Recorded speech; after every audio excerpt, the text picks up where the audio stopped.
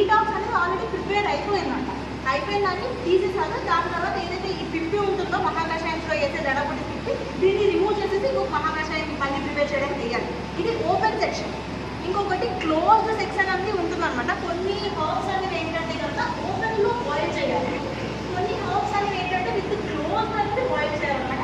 దానికి ఆవిరి గాలి ఎవాపరేట్ అనేది అయిపోకూడదు, గాలికి ఎవాపరేట్ అయిపోకూడదు, అందుకే అది క్లోజ్డ్ సెక్షన్లో చేస్తారు. అండ్ ఇక్కడ మెయిన్ స్పెషాలిటీ ఏంటంటే వీళ్ళు ఇక్కడ ఫైర్ ఉండదు, ఓన్లీ స్టీమ్ అనమాట.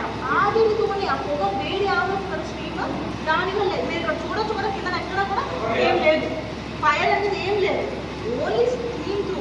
ఓన్లీ స్టీమ్స్ అనేవి బనా అవుతాయి అన్నమాట. कोई फायर नहीं, this one also सेम అది కూడా ఓన్లీ